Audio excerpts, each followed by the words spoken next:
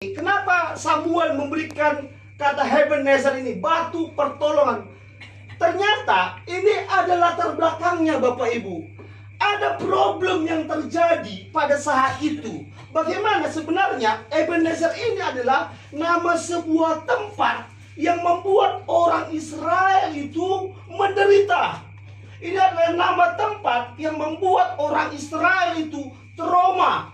Ini adalah nama tempat yang membuat orang Israel itu mengingat bagaimana kegagalan mereka dalam mengalahkan Filistin. Jadi Ebenezer ini nama tempat, dan di Ebenezer inilah orang Israel kalah sama orang Filistin. Bukan satu kali, 2 kali mereka kalah di Ebenezer ini. Coba kita lihat di dalam pasal 4. Kita lihat, biar kita mengetahui sedikit Bapak Ibu tentang latar belakangnya. Nah, pasal 4 ayat 1b, saya akan bacakan untuk kita semua. Pasal 4, 1 Samuel pasal 4 ayat 1b.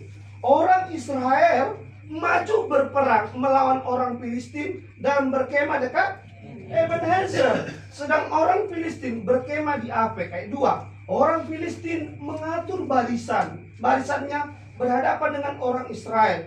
Ketika pertempuran menghebat, terpukullah kala orang Israel oleh orang Filistin yang menewaskan kira-kira 4.000 orang di medan pertempuran itu. Ini kekalahan pertama yang terjadi di Ebenezer itu. Nah, seperti yang saya bilang tadi, bukan satu kali Israel kalah di Ebenezer itu. Sehingga tempat ini adalah tempat yang menyakitkan sebenarnya bagi bangsa Israel. Tapi 2 kali. Nah, pertempuran pertama menewaskan berapa? 4.000. Nah, pertempuran kedua lebih dahsyat. Coba kita lihat. Pertempuran kedua, pasal 4 ayat yang ke-10 sampai 11. Saya akan baca untuk kita. 1 Samuel 4 ayat 10 sampai 11. Lalu berperanglah orang Filistin, sehingga orang Israel terpukul kalah. Mereka melarikan diri masing-masing ke kemahnya. Amatlah besar kekalahan itu. Dari pihak Israel gugur 30.000 orang pasukan berjalan kaki. Lagi pula tabut Allah dirampas, dan kedua anak Eli, Hofni dan Pinehas tewas. Jadi Ebenezer ini adalah tempat yang menyakitkan, tempat yang memilukan, tempat yang membuat orang Israel mengalami kekalahan yang begitu parah. Ya, saking parahnya, coba lihat, bukan hanya dari pihak tentara Israel yang tewas, tetapi juga tabut Allah dirampas, dan Hofni Pinehas. Hofni Pinehas ini kan anak dari Imam Eli. Kan orang-orang ini adalah imam. Nah, artinya bahwa ketika tabut Allah dirampas, ketika imam dibunuh, itu menunjukkan bahwa sebenarnya Allah Israel itu kalah dengan Allah orang Filistin. Jadi pada waktu zaman itu, ketika seseorang berperang, ketika Israel berperang melawan orang Filistin, ya, ketika orang Israel berperang melawan orang Filistin, bukan hanya mereka yang berperang. Dalam paradigma pada waktu itu, Tuhan mereka juga ikut berperang. Jadi kalau seperti ini, Israel kalah karena tabutnya diambil dan imamnya mati, maka menunjukkan bahwa lemahnya Allah Israel. Kalah Allah Israel dengan dewanya orang Filistin. Nah, ini merupakan sebuah penghinaan, sebenarnya sebuah hal yang sangat menyakitkan bagi bangsa Israel, yang notabene pada waktu itu orang Israel begitu bangganya sebagai seorang pilihan Allah, sebagai seorang bangsa yang memiliki Tuhan yang mampu mengalahkan Mesir yang begitu besar, sebagai seorang bangsa yang memiliki Tuhan yang mampu membelah laut. Nah, kali ini kalah sama orang Filistin. Makanya saya bilang bahwa Ebenezer itu adalah tempat yang menyakitkan. Nah, pasal 7 ayat 12, 1 Samuel bilang begini, hari ini saya mendirikan batu yang saya beri nama Ebenezer sebagai peringatan kepadamu bangsa Israel. Kalau dulu kamu gagal, sekarang kamu berhasil. Kalau dulu kamu kalah, sekarang kamu menang. Kenapa? Karena di sini Tuhan menolong. Karena di sini Tuhan menolong. Karena saat ini Tuhan menolong. Ebenezer, inilah batu pertolongan itu. Kamu dulu pernah gagal, betul. Kamu dulu betul pernah hancur di Ebenezer ini. Tapi di Ebenezer inilah Tuhan membuat kamu. Yang dulu kamu gagal menjadi berhasil. Yang dulu kamu kalah menjadi menang. Yang dulu kamu terpuruk sekarang memperoleh sukacita. Puji Tuhan. Inilah Ebenezer itu. Sampai di sini Tuhan tetap tolong. Nah, pertanyaannya, bagaimana Ebenezer itu bisa berlaku untuk kita? Supaya baik kita secara pribadi, baik kita secara berkeluarga, kita tetap selalu menang dalam pergumulan kita. Nah, kan? Karena kan kita juga berjuang kan dalam hidup ini kan, berjuang terus, bergumul terus, belum selesai satu masalah, sudah antri yang lain, dan bergumul terus. Nah, bagaimana supaya Ebenezer itu bisa terjadi dalam hidup kita? Nah, yang pertama, Bapak Ibu, yang pertama kita lihat Ebenezer itu, ya, Ebenezer akan terjadi dalam hidup kita ketika kita berhenti berbuat dosa. Coba kita lihat ayat yang ayat yang ke 2, 3, 4, 5. Saya akan bacakan untuk kita semua. Pasal 7, 1 Samuel 7 ayat 2, 3 sampai 5. Saya akan bacakan. Sejak saat tabut itu tinggal di Kiryat Yearim, berlalulah waktu yang cukup lama, yakni 20 tahun. Dan seluruh kaum Israel mengeluh kepada Tuhan.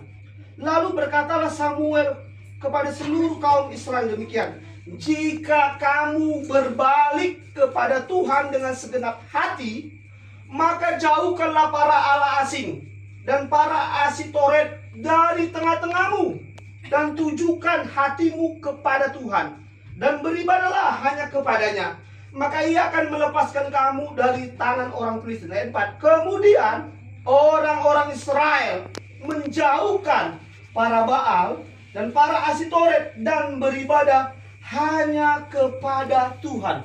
Bapak Ibu, saya mau bilang begini. Hal yang pertama yang dilakukan oleh bangsa Israel adalah bahwa mereka mengambil sebuah keputusan. Mereka berhenti untuk melakukan dosa. Apa dosa bangsa Israel? Kebenaran firman Tuhan menceritakan bagaimana ketidaksetiaan bangsa Israel.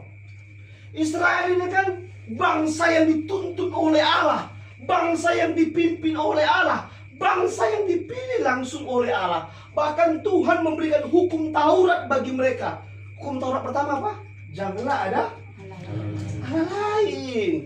Jadi itu sudah hafal betul di pikiran orang Israel tentang jangan mengkhianati Tuhan. Itu sudah di luar akal mereka. Sudah memang harga mati mereka hafal tentang janganlah ada Allah lain bagimu. Sudah hafal betul mereka. Tapi itu hanya sampai di pada pemikiran. Israel tetap kembali mengkhianati Tuhan. Israel tetap tidak setia kepada Allah.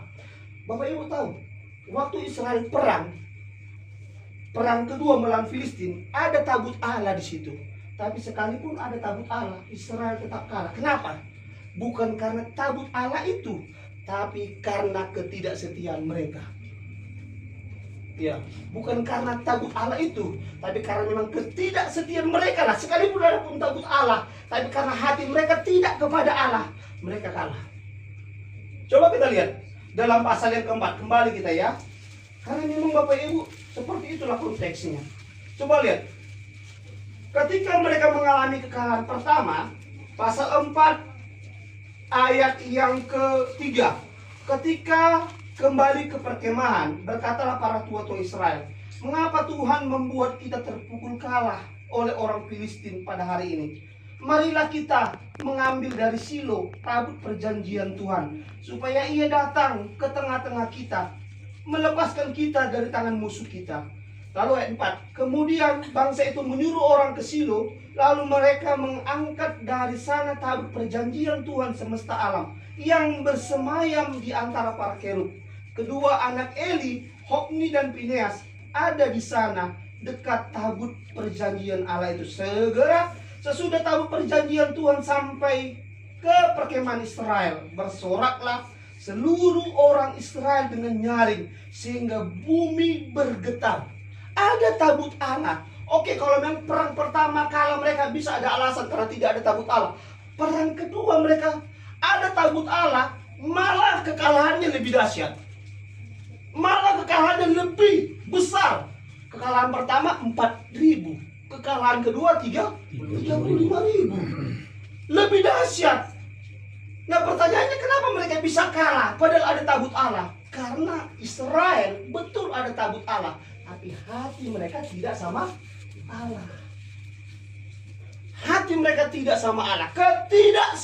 Ketidaksetiaan melingkupi bangsa Israel. Sehingga coba lihat Bapak Ibu, kembali ke pasal 7 ayat 2, 20 tahun setelah kekalahan mereka, mereka ditindas terus sama bangsa Filistin. Ditindas terus sama bangsa Filistin. Ayat 2. Sejak saat tabut itu tinggal di Kiryat Yearim, berlalulah waktu yang cukup lama, yakni 20 tahun. 20 tahun tertindas terus.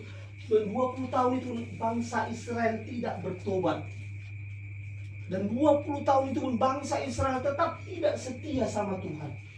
Makanya ayat 3 Samuel bilang, bangsa Israel, kalau kamu mau bisa mengalahkan Israel, berbaliklah kepada Tuhan. Kata berbalik Bapak Ibu dalam bahasa Ibraninya, ya, kata berbalik itu dalam bahasa Ibraninya dia memakai kata so. So itu artinya retur. Jadi begini. Jadi sama itu kayak barang yang diretur. Dulu kan saya kerja di Papua itu di farmasi, ya, marketing farmasi. Jadi ketika rumah sakit hubungi saya, bagian apotek hubungi saya, Pak Sandi, ini ada barang mau diretur, berarti barangnya sudah expired. Berarti barang expired itu barang yang sudah masa berlakunya sudah habis. Nah, berarti harus dikembalikan kepada saya. Nah, sebenarnya kata berbalik ini dia memakai kata retur, artinya bahwa berbaliklah engkau kepada Allah. Maksudnya bahwa kamu sudah berhenti masanya berbuat dosa. Sudah habis masamu berbuat dosa. Sekarang balik kepada Allah. Ketika kau sudah balik kepada Allah, nggak mungkin kamu balik ke dosamu, karena masa berlakunya sudah habis. Ya, makanya dia memakai kata retur. Seperti itulah seharusnya kamu bangsa Israel. Makanya Samuel bilang begini, bangsa Israel, berbaliklah kepada Allah. Artinya bahwa berhentilah berbuat dosa. Berhentilah tidak setia kepada Allah. Dan jangan coba-coba ulangi lagi. Setialah kepada Allah dan Allah akan memberkati engkau. Dan betul yang terjadi ketika mereka berbalik kepada Allah. Ebenezer itu berubah dari duka menjadi suka. Ya, Allah kan gak suka diduakan kan? Saya mau tanya ibu-ibu, mau gak diduakan? Mau gak? Ada gak sini yang mau diduakan? Mau bapak mau gak diduakan? Pasti tidak mungkin ada yang mau. Kalau kita saja manusia gak mau diduakan, apalagi Tuhan. Itulah gambarannya. Kalau kita saja manusia nggak mau diduakan, apalagi Tuhan, ya kan? Apalagi Tuhan. Tuhan pun nggak mau diduakan. Makanya Tuhan bilang, berbalik Israel, berbalik kamu, supaya Ebenezer itu terjadi. Supaya Ebenezer itu terjadi. Setia kamu. Bapak Ibu tahu nggak? Kata Ibrani setia itu memakai kata eset. Tahu nggak? Eset itu artinya bukan hanya artinya bukannya tidak menyimpang. Tapi eset itu artinya bahwa ukuran. Maksudnya begini, jika dalam satu hari itu kamu lebih berat ukurannya ke kepentingan dirimu sendiri daripada kepada Tuhan, itu disebut eset, tidak setia. Berat Bapak Ibu. Saya belajar juga. Jadi itu sama seperti ukuran. Jadi jika satu hari itu kepentingan kita lebih berat timbangannya daripada kepentingan ke Tuhan, kita tidak setia dibilang. Itu. Itulah ukuran dari ketidaksetiaan. Jadi bukan hanya selingkuh, bukan hanya menyembah berhala baru dibilang tidak setia. Tidak. Sehari saja dalam hidup kita lebih berat, lebih kita utamakan kepentingan kita daripada kepentingan Tuhan, kita pun tidak setia dibilang dalam firman Tuhan. Itu eset. Itu berat memang. Makanya itu yang Allah bilang, makanya jelas hukum pertama itu jangan ada lain. Ini yang dibilang sama Samuel, jika kamu berbalik kepada Tuhan dengan segenap hatimu, Maka jauhkan para ala-alamu, para dewa-dewa, para ala asing, para Asitoret di tengah-tengahmu, dan tujukan hatimu kepada Tuhan. Beribadahlah hanya kepadanya, maka ia akan melepaskan kamu dari tangan orang Filistin. Ayat yang keempat. Kemudian orang Israel menjauhkan para Baal dan para Asitoret dan beribadah hanya kepada Tuhan. Ini yang pertama Bapak Ibu. Jadi kalau mau Ebenezer itu terjadi dalam rumah tangga kita, dalam keluarga kita, setialah sama Tuhan. Amin. Karena ada lagunya kan, setialah, apa lagi? Setialah sampai mati. Sampai mati loh. Bayangin. Makanya kalau kita nyanyikan lagu itu harus dipikirkan kata-katanya. Itu lagu itu ungkapan doa kita, janji kita sama Tuhan. Setialah sampai mati. Ya, jadi harus setia Bapak Ibu sampai mati. Bukan saat bahagia aja. Ya, bukan saat menderita saja. Karena ada kan berbeda-beda orang, saat dia sudah bahagia lupa Tuhan. Ada orang yang saat menderita sekali malah lupa Tuhan. Kan begitu. Jadi dalam setiap keadaan kita, mau dalam keadaan diberkati, mau dalam keadaan yang tidak diberkati, dalam keadaan berlimpah atau dalam keadaan yang berkekurangan, baik dalam keadaan berduka maupun dalam keadaan bersuka, harus tetap setia. Makanya lagu itu ketika kita nyanyikan, betul, setialah sampai mati. Jadi kalau kita nyanyikan itu, lalu Tuhan di surga lihat, oh betul, anakku ini nyanyikan lagu ini betul, sesuai dengan kenyataan hidupnya. Dia setia. Tapi kalau kita bilang ini,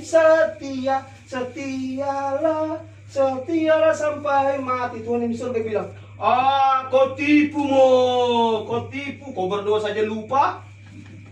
Pasti Tuhan bilang, kalau tidak sesuai dengan hidup kita, makanya harus dilakukan. Bapak Ibu saya mau bilang, setia itu sulit. Lagi setia sama Tuhan. Tahu kenapa sulit? Karena daging kita harus dirobek. Daging kita harus dihancurkan. Daging kita saat kita udah capek bekerja, daging pengen langsung tidur. Tapi kita belum berdoa. Daging bilang, nggak apa-apa, besok bisa juga nya. Udah nggak apa-apa, besok juga bisanya. Iya. Setia itu sulit. Kenapa? Melawan daging kita. Keinginan daging kita harus dilawan. Firman Tuhan bilang, matikanlah keinginan dagingmu. Ya, matikan. Karena melawan ini sulit. Itu yang membuat kita kadang sulit untuk setia sama Tuhan. Ya, kadang kita sudah makan dulu, baru ingat, belum berdoa, keluar lagi. Ya, saya pernah gitu. belum berdoa, keluar lagi ya kan. Minta maaf Tuhan, lupa. Ya, setia itu sulit. Karena itu mempertaruhkan harga diri, mempertaruhkan ego, mempertaruhkan keinginan daging kita, merobek keinginan daging kita. Makanya kesetiaan itu sulit. Tapi sekali kita bisa, sekali kita mampu, Ebenezer itu menyertai kita. Puji Tuhan. Haleluya. Ya, itu yang pertama. Dan yang terakhir Bapak Ibu, ya, yang kedua, Ebenezer itu akan kita dapatkan bukan hanya kita harus berhenti berbuat dosa dan harus setia kepada Tuhan, tetapi juga Ebenezer itu bisa kita nikmati dan bisa terjadi dalam hidup kita ketika kita bergantung mutlak, bergantung penuh kepada Tuhan. Coba kita lihat ayat yang ke-6. Menarik ini Bapak Ibu. Coba lihat ayat yang ke-6. 5-6 saya baca ya. Lalu berkatalah Samuel, kumpulkanlah segenap orang Israel ke Mispa, maka aku akan berdoa untuk kamu kepada Tuhan. Ayat 6. Setelah berkumpul di Mispa, mereka menimba air dan mencurahkannya di hadapan Tuhan.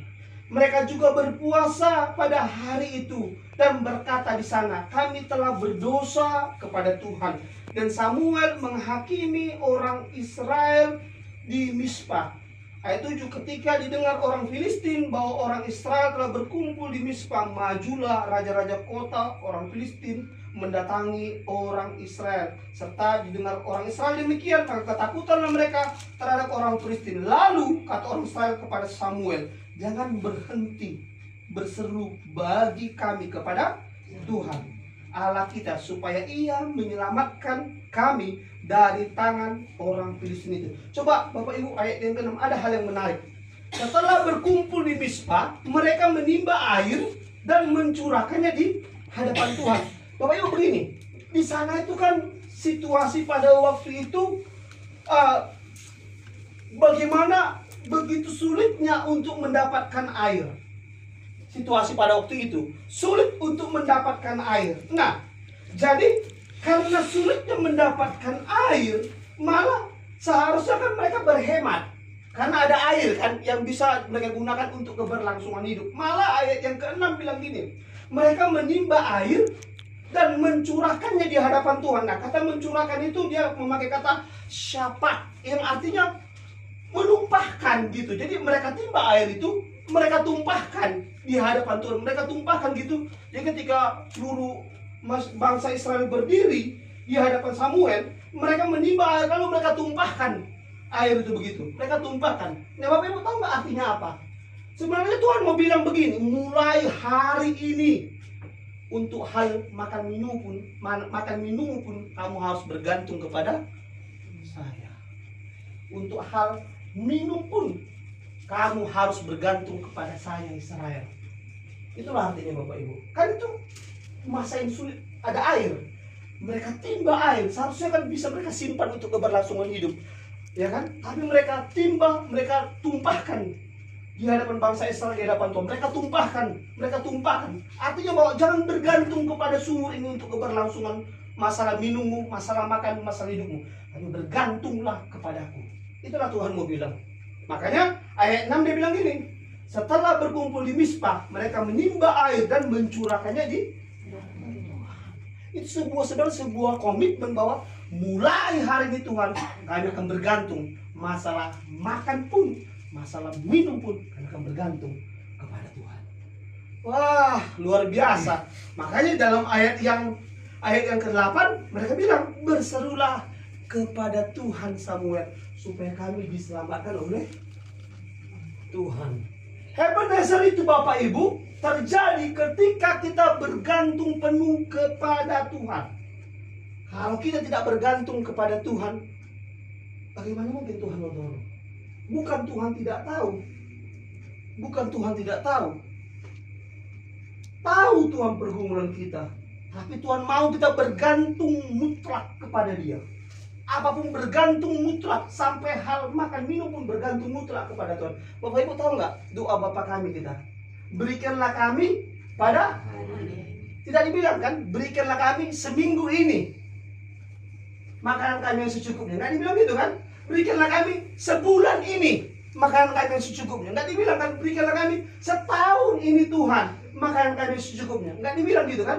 Yang dibilang adalah berikanlah kami pada hari ini. Artinya bahwa hari ini Tuhan, setiap hari tentang makan minum kami pun setiap hari kami bergantung penuh pada Tuhan. Itulah arti doa Bapa kami itu.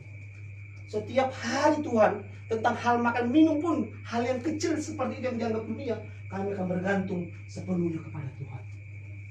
Ya Bapak Ibu, orang yang menikmati Ebenezer adalah orang yang bergantung penuh kepada Allah. Hal kecil, hal besar, sepenuhnya bergantung kepada Tuhan. Ya, hal apapun itu bergantung mutlak kepada Tuhan. Pisteo, percaya penuh kepada Tuhan. Makanya iman itu Bapak Ibu bukan hanya sekedar percaya. Iman itu dalam bahasa Yunaninya pisteo, yang artinya mempercayakan diri kepada pribadi yang kita percayai. Artinya bahwa ketika kita mempercayakan diri kepada pribadi yang kita percayai, maka pribadi yang kita percayai ini, apapun keputusannya untuk hidup kita, kita percayakan. Jadi saat kita mungkin bergumul, Tuhan tolong, Tuhan supaya Tuhan menolong. Nah, kita kan sudah mempercayakan semua doa kita kepada pribadi yang kita percaya. Jadi apapun yang terjadi untuk hidup kita, bisa saja dijawab Tuhan, bisa saja tidak dijawab Tuhan. Tetap kita harus percaya pada rancangan Tuhan. Bapak Ibu, saya sendiri kesaksian. Tanggal 10 saya ulang tahun, tanggal 11 bulan 9, saya bersuka cita karena saya tahu istri saya hamil anak pertama. Bersuka cita sekali. Tapi terjadilah sebuah peristiwa yang secara manusia kami tidak inginkan. Bulan 11 hari Sabtu sore, saya lupa tanggalnya, tiba-tiba istri saya bilang, yang saya ada bercak darah. Saya takut. Saya pergi periksa ke rumah ke dokter kandungan, tapi dokter kandungan yang memeriksa istri saya yang pertama lagi ada seminar. Akhirnya karena itu hari Sabtu, akhirnya kami putuskan untuk pergi hari Minggu. Bapak Ibu sampai hari Senin. Hari Senin kami pergi karena saya tidak sabaran, ya kan? Karena minggunya istri saya juga pendarahan lagi. Tapi pendarahannya nggak pendarahan banyak, pendarahannya cuma dikit saja, dikit kayak flek-flek gitu. Akhirnya Senin pagi saya bawa istri saya ke rumah sakit yang ada di Kota Medan, lalu diperiksa lah. Sebelum ke rumah sakit saya dengan istri berdoa, Tuhan, apapun yang terjadi kami serahkan semua dalam kendalinya Tuhan. Saya ingat istri saya bilang semua dalam kendalinya Tuhan. Kamu bilang Bapak Ibu, walaupun semua kita sudah berdoa semua dalam kendalinya Tuhan, bukan berarti semua mulus-mulus. Saya bilang semua dalam kendalinya Tuhan. Kami pergi ke rumah sakit itu paginya. Setelah ketemu sama dokter, lalu di USG ternyata bayi janin yang dalam kandungan istri itu sudah tidak ada denyut jantungnya. Nah, istri saya nangis karena saya kurang yakin dengan dokter ini. Istri saya sudah nangis, saya ajak lagi istri saya berdoa. Kita berdoa, di rumah sakit kita berdoa, Tuhan, tidak ada yang mustahil bagi Tuhan, tidak ada yang tidak mungkin bagi Tuhan. Jika dulu orang mati bisa Tuhan hidupkan, saya percaya ini juga Tuhan bisa lakukan perkara yang besar, karena saya punya Allah yang hebat. Sorenya kami pergi periksa ke dokter yang langganan kami itu. Lalu diperiksalah sorenya, sama hasilnya Bapak Ibu. Rupanya janin tidak berkembang, denyut jantung tidak ada. Sudah diputuskanlah mau dikoret besoknya. Besoknya kami mau pergi ke rumah sakit itu. Saya masih penasaran. Tuhan, bisa Engkau sembuhkan, bisa Kau hidupkan ini Tuhan. Bisa Kau hidupkan ini janin ini Tuhan. Bisa Kau hidupkan anakku Tuhan. Tidak ada yang mustahil bagimu. Bapak Ibu tahu, kami periksa lagi. Kalau dari dua rumah sakit ini, periksa lagi kami yang terakhirnya. Akhirnya berdoa, Tuhan, kalau kali ini memang Tuhan hasilnya sama, kami tetap pada komitmen kami semua dalam kendalinya Tuhan. Dan kami tidak akan kami tidak akan memberontak, kami tidak akan mempersalahkan Tuhan. Kami periksa lagi ke rumah sakit yang ketiga kalinya Bapak Ibu, hasilnya sama. Bayi dalam kandungan istri saya tidak ada denyut jantungnya. Bapak Ibu, saya mau bilang, istri saya nangis, saya bergumul, saya ajak dia berdoa, saya bilang, Tuhan, seperti komitmen kami semua dalam kendalinya Tuhan. Bapak Ibu tahu, ini saya hampir lewat. Jadi pas mau dikoret, jadi kan karena pendarahannya kan masih sedikit, jadi dibikinlah obat perangsang supaya pendarahan itu janin itu keluar. Rupanya mungkin kelebihan obat itu. Jadi pendarahan itu bukan seharusnya keluar janin sudah selesai. Ini enggak. Keluar janin, keluar terus. Jadi maaf kata 11 pampers orang dewasa itu habis. Darah semua, kental-kental. Darah yang kental, yang cantik, saya pegang semua. Keluar terus. Saya bilang sama bidannya, bidan ini udah nggak betul. Ini pendarahan, bidan saya bilang. Ini pendarahan, betul memang pendarahan. Akhirnya dibawa ke ruang tindakan, diselesaikan. Saya bergumul di situ. Tuhan, di situ Bapak Ibu saya diuji. Betul nggak doa yang saya bilang semua dalam kendalinya Tuhan? Betul nggak saya serahkan semua sama Tuhan? Saya bilang, Tuhan, apapun yang terjadi, semua dalam kendalinya Tuhan. Semua dalam kendalinya Tuhan. Puji Tuhan, memang berat sekali Bapak Ibu. Hampir istri saya lewat. Hampir. Tapi Tuhan masih sayang sama saya. Tuhan sembuhkan istri saya. Walaupun bayi janin yang kami harapkan tidak seperti yang kami inginkan. Tapi puji Tuhan, saya melihat bagaimana semua dalam kendalinya Tuhan itu. Makanya saya bilang tadi Bapak Ibu, ketika kita berdoa, kita bilang semua dalam kendalinya Tuhan, bukan berarti semua mulus-mulus. Yang mau bilang, bukan berarti karena Bapak Ibu berdoa sama Tuhan, mengandalkan Tuhan, berarti tidak ada masalah. Atau ketika Bapak Ibu berdoa sama Tuhan, lalu seakan-akan seperti kayak bim salabim gitu, Bapak Ibu berdoa langsung pleng, selesai semua. Tidak. Bergantung sama Tuhan bukan berarti hilang masalah itu. bergantung sama Tuhan berarti mengizinkan Tuhan memproses hidup kita, amin. Agar menjadi seperti Dia. Karena yang Tuhan utamakan adalah jiwa kita, karakter kita. Sehingga bisa kita bilang, ku mau sepertimu Yesus, disempurnakan selalu. Kenapa? Karena dalam hal berat pun kita mau bergantung mutlak pada Tuhan. Hal senang gampang mungkin kita bisa berkata bergantung sama Tuhan, tapi hal berat tetap kita bergantung sama Tuhan. Mungkin keadaan gak seperti yang kita harapkan, tapi Tuhan tahu mana yang terbaik untuk Bapak Ibu. Puji Tuhan. Jadi Bapak Ibu, melalui kebenaran firman Tuhan ini, Ebenezer, Tuhan akan membuat Bapak Ibu memperoleh kemenangan-kemenangan, baik secara pribadi, dalam keluarga Bapak Ibu, dalam setiap hal perhubungan Bapak Ibu. Ingat, Ebenezer itu akan terjadi, amin. Bagi Bapak Ibu, ketika Bapak Ibu tetap setia sama Tuhan, apapun itu tetap setia sama Tuhan dan bergantunglah penuh kepada Tuhan. Kiranya firman Tuhan ini boleh memberkati kita semua.